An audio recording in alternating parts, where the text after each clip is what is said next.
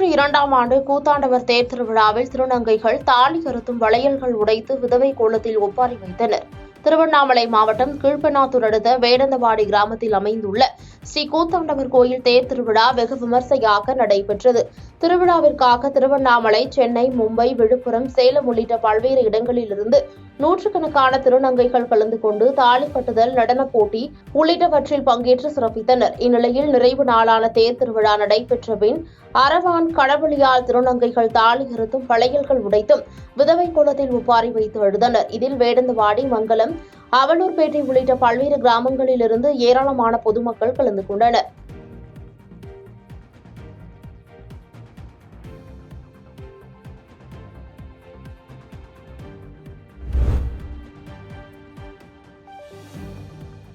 கூடலூரில் மாவட்ட உணவு பாதுகாப்புத்துறை அதிகாரிகள் ஆய்வு மேற்கொண்டு 80 கிலோ மீன்களை பினாயில் ஊற்றி அழித்தனர்.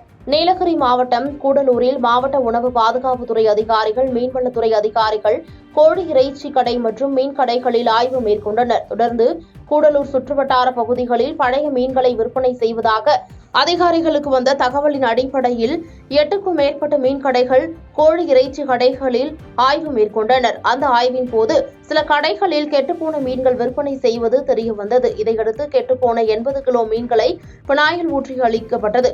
மேலும் இதுபோன்ற பழைய மீன்கள் விற்பனையில் ஈடுபடும் நிறுவனங்கள் மீது கடும் நடவடிக்கை எடுக்கப்படும் என அதிகாரிகள் எச்சரித்தனர்.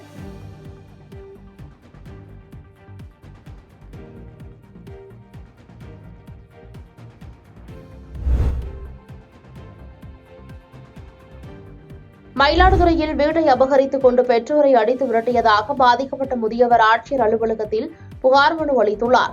மயிலாடுதுறை மாவட்டம் திருஇந்தலூரில் உள்ள லூர்து நகரில் வயதான கணேசன் மற்றும் காது கேளாத ராஜபாக்கியம் தம்பதியினர் வசித்து வருகின்றனர். இவர்களுக்கு மதிவாணன் மற்றும் ராஜு என்கின்ற 2 மகன்கள் உள்ளனர். மேலும் இவர்கள் கட்டிய 2 வீட்டினை 2 மகன்களுக்கும் பிரித்து கொடுத்த நிலையில் மதிவாணன் வீட்டில் தம்பதியினர் இருவரும் குடியிருந்து வந்துள்ளனர். இந்நிலையில் மதிவாணன் தம்பதியினரை அடித்து துன்புறுத்தி வீட்டை விட்டு வெளியேற்றியுள்ளார். வீட்டை விட்டு வெளியேறிய இருவரும் மூத்த மகன் ராஜு வீட்டில் வசித்து வரும் நிலையில் மதிவாணன் திட்டமிட்டு வீட்டினை எழுதி வாங்கிக் கொண்டு தங்களை விரட்டியதாகவும் உயிருக்கு அச்சுறுத்தல் இருப்பதாகவும் கூறி முதியவர் கணேசன் மாவட்ட ஆட்சியர் அலுவலகத்தில் மாவட்ட வருவாய் அலுவலர் மணிமேகலையிடம் மனு அளித்தார். தொடர்ந்து மதிவாணன் மீது சட்டப்பூர்வ நடவடிக்கை எடுத்து தனது வீட்டினை மீட்டு தர வேண்டும் என கோரிக்கை விடுத்துள்ளார்.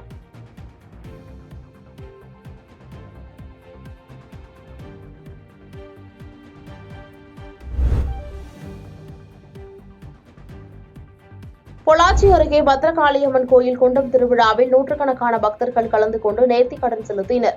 கோவை மாவட்டம் பொள்ளாச்சி அருகே உள்ள போடிப்பாளையத்தில் மிகவும் பிரசித்தி பெற்ற பழமை வாய்ந்த பத்ரகாளியம்மன் திருக்கோயில் அமைந்துள்ளது. இந்நிலையில் இந்த ஆண்டிற்கான திருவிழா கடந்த 8ஆம் தேதி நோன்பு சாட்டுதலுடன் தொடங்கியது. அதைத் தொடர்ந்து மீன்குளத்தி பகவதி அம்மன் கோயில், அவினாசி, கொடுமுடி திரௌபதி அம்மன், தர்மராஜா ஆலயங்களிலிருந்து தீர்த்தம் கொண்டு வந்து கொலு வைத்து கொடிமரம் கட்டி சிறப்பு பூஜைகள் நடத்தப்பட்டது. விழாவின் முக்கிய நிகழ்வான தீமிதி திருவிழாவில் பக்தர்கள் குண்டம் இறங்கி நேர்த்திக்கடனை செலுத்தினர். தொடர்ந்து சிங்க வாகனத்தில் அம்மன் ஊர்வலமாக வந்து பூக்குண்டம் அருகே வான வேடிக்கையுடன் அம்மன் திருக்கல்யாண நிகழ்ச்சி நடைபெற்றது. இதனைத் தொடர்ந்து விரதமிருந்த சுமார் 100க்கும் மேற்பட்ட பக்தர்கள் 50 அடி நீளமுள்ள குண்டத்தில் இறங்கி தீமிதித்து தங்களது நேர்த்திக்கடனை செலுத்தினர். இந்த விழாவை காண சுற்றுப்புற பகுதியைச் சேர்ந்த ஆயிரக்கணக்கான பொதுமக்கள் கலந்து கொண்டு அம்மனை தரிசித்தனர்.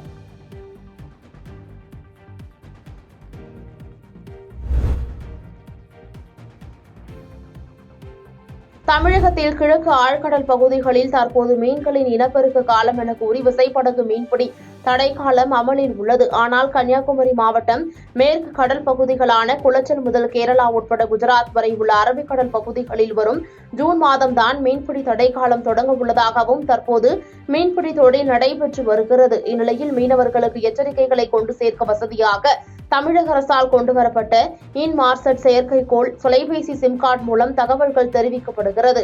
ஆனால் தற்போது இந்த சிம் கார்டின் ரீசார்ஜ் வசதியை தமிழக அரசு நிறுத்தியுள்ளது. இதனால் வானிலை ஆய்வு மையத்தின் எச்சரிக்கைகளை ஆழ்கடலில் உள்ள மீனவர்களுக்கு கொண்டு சேர்க்க முடியாத ஒரு நிலை ஏற்பட்டுள்ளது. எனவே ரீசார்ஜ் வசதியை அரசு மீண்டும் அமல்படுத்த வேண்டும் என கோரி கன்னியாகுமரி மாவட்டத்தில் உள்ள வல்லவளை கடற்கரை கிராம மக்கள் நாகர்கோயில் மாவட்ட ஆட்சியர் அலுவலகத்தில் கோரிக்கை மனு அளித்துள்ளனர். இந்தியாவில் அங்கீகரிக்கப்பட்ட 7 கம்பெனிகள் இருக்கு. அவங்க இதே நிறுவனம் தயாரித்த சிம் கார்டை கொடுக்குறாங்க. அதை கடந்த 5 வருடமாக நாங்கள் பயன்படுத்திட்டு இருக்கோம். எந்தவித பிரச்சனையும் எங்களுக்கு இல்லை. திடீரென்று ஒரு 3 மாதத்துக்கு முன்னாடி இதுக்கு ரீசார்ஜ், அதாவது இன்மார்செட்டுக்கு ரீசார்ஜ் சேவையை மொத்தமாக முடக்கிட்டாங்க. எங்களுக்கு இப்போது எங்கள் மீனவர்களிடம் பேசவோ இல்லைன்னா ஒரு காற்றை பற்றி உள்ள விவரங்களை சொல்லவோ எங்களால் முடியலை.